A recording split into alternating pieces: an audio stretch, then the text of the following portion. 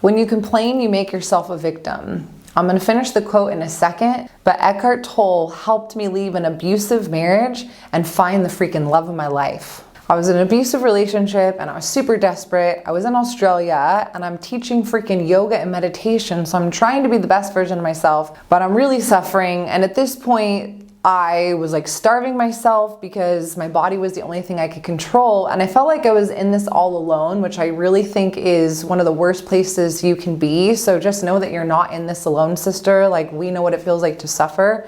But I didn't tell anybody about the abuse because I was embarrassed. I felt super guilty. I felt like I got myself in this situation, so like I should be able to get myself out. I was really embarrassed and afraid of what other people were gonna think of me. And I wasn't ready to leave yet. Like, leaving was scarier than staying at that point. And I knew that if I really told somebody like, this is abusive, I'm scared for my life, then I would have to leave. So I wasn't ready to do that. So what am I doing? I'm freaking searching YouTube like, I need help. I'm miserable, I'm reading books, I'm meditating, and I'd found Eckhart Tolle on YouTube. Like, I was just searching, I was super desperate at this time. And Eckhart says, if you complain, you're a victim. So you either accept the situation fully or you leave. Everything else is just madness.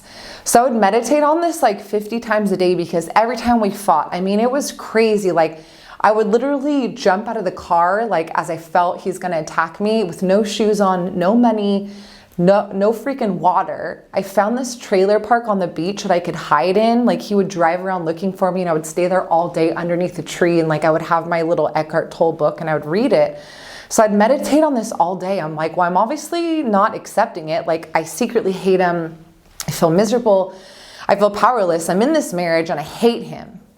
I'm complaining about it, but I'm not leaving. So I kind of go back and forth and I just meditated on it. Like, what is wrong? Why am I like, well, I'm gonna leave you, I'm gonna stay. Like, what the heck is happening? And so this feeling for me of like feeling totally powerless and afraid wasn't new. This is something I experienced in my childhood all the time. I had a really tumultuous relationship with my brother. So it came to a point when staying in the marriage was actually scarier than leaving.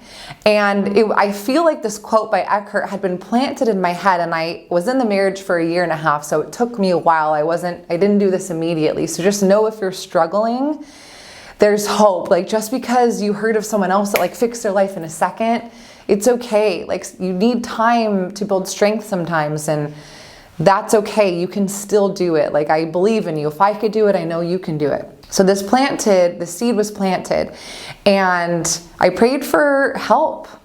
I freaking prayed for a miracle. I was like, I don't feel strong enough to do this, but I can't stay anymore. And I have never been left on my ass. It makes me like emotional.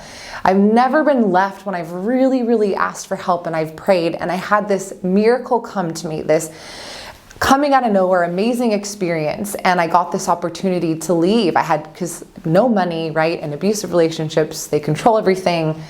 So I had this miracle come to me and I was able to leave. And what Eckhart taught me was, it didn't have to do with him, this like abuse and this like fear and this feeling of powerlessness. This had to do with the relationship with myself. So because I know that this, the programming and the subconscious starts when we're children, this isn't like, oh my God, this is brand new, Lani, how did you get in this totally powerless situation? I felt like I really needed to do this healing with my brother. So this changed my life, and I really invite you to do this as well. You can do this with me here now. I didn't trust men. I felt super alone, and I was sitting there with this like poison, resentment, anger, and judgment running through my body. I'm sitting there judging these men for hurting me, but then I'm the one suffering.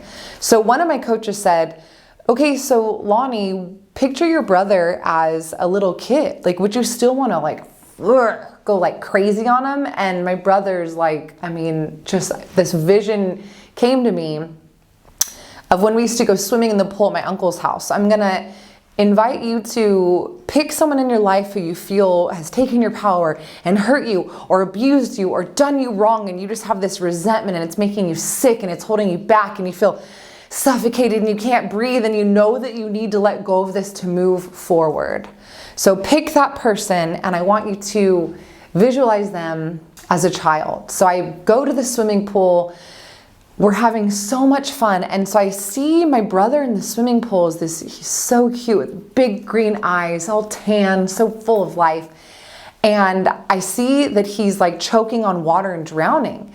And what am I gonna do? Kick his head under the water and push him down? And like this little innocent child? No, I would never do that. But in this sense, like that's what I'm doing spiritually. That's what I'm doing energetically by holding on and holding on. I'm judging him even though I'm not perfect and I'm not seeing his real spirit. So I'm not saying that stay in abuse and you just have to accept everything. I'm not saying you condone, really dark behavior. But I'm saying if you want to free yourself really and once and for all, you have to clear and purify and clean your spirit and your energy and your thoughts. This is the relationship with yourself and with God. So I see my brother there and I help him out of the swimming pool. I don't kick his head under the water, and I hug him and I love him, and he's like, I love you, Lani. And in that moment, my spirit became whole by seeing his spirit is whole instead of seeing him as all the human things and all the imperfections. I became whole, and all of that resentment and hatred towards all men in my life that I was carrying was gone, and I freed my soul. So do this meditation. Take a moment to visualize them, and as a child, would you really kick them when they're down and hurt them and punish them? Well, if you're really ready to free yourself and break these toxic chains and like finally wake up happy and free and take your power back, then clear your own spirit, sister, because you're so worthy of it. And you really do have two choices in every relationship. You can stay in full acceptance because you are whole, or you can leave without judgment because you are already whole. And if you're truly ready to let go of your past relationships and finally have the most mind-blowing, beautiful, healthy relationship of your dreams, you have to stop making these 3 feminine energy mistakes. So watch this video to learn out what they are, how to stop them.